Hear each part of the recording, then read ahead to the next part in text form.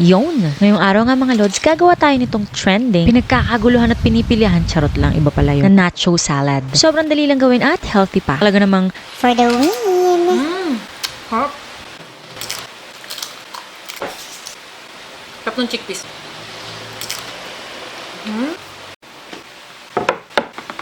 I have here some greens. It's different kind of lettuce. Wash and drain. yes po, gaya nga na sinabi ng babae na yan, char ako pala yan. Meron ako iba't ibang klase ng lettuce, bumili ako syempre. Green leaf lettuce, romaine lettuce, pero kung anong lettuce ang meron kayo dyan, pwede na yan. Red leaf lettuce nung sinerch ko, pero nakalagay dyan sa pakete niya, butterhead lettuce. Bahala na kayo. Onion or sibuyas. Red onion yung gagamitin ko para mas makulay.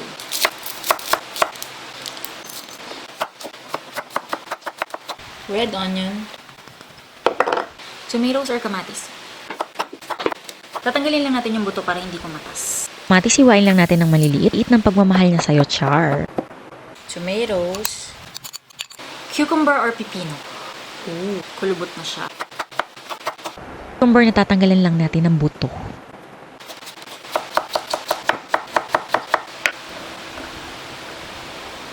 Cucumber. Corn in can. Naputo lang sasabihin, corn in can. Hingal na hingal yarn. Kala mo kung anong ginawa eh. Drain.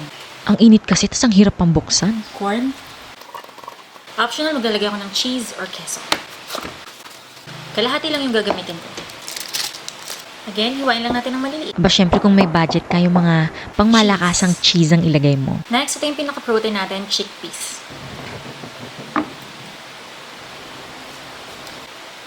Ito, ready to use na. Ilagay niyo lang sa inyong mga salad. So, ako, isi-season ko siya.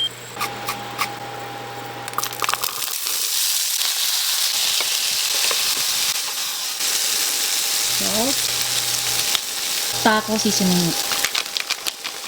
Mix.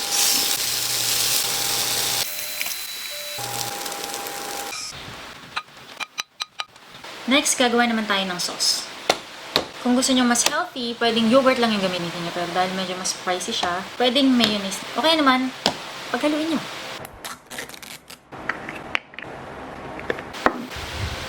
Gagamitin ko itong plain Greek yogurt. 125 grams yung isang ganitong container. So, 1/2 cup siya. Pwede na yung 1/2 cup.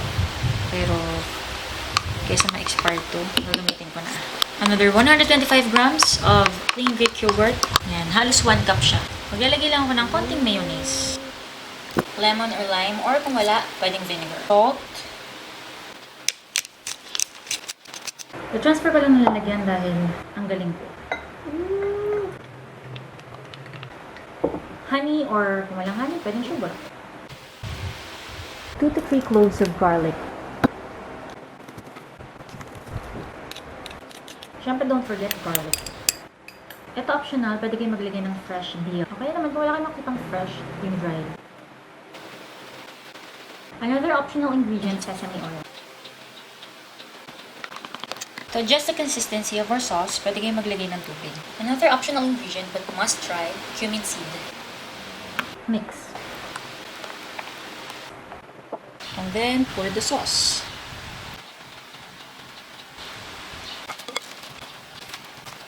Alam pa natin ng konting sauce para mas masarap.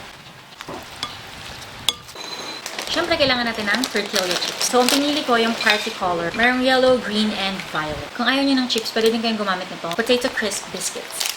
Ito na nga mga lodi, talaga namang panalong-panalo itong nacho salad na trending na trending. Haguluhan at pinipilahan, char. Na talaga namang for the win. Kaya naman gawin nyo na. Ako nga palang yung sinerang ininyera. Jane Agustin Silvestre, see you in my next vlog. Ubusin naman namin siya. Pero parang hindi tayo masabihang sa laula, gamit tayo ng kutsara. Surat. Naman din ito biscuit. Kasi may texture for the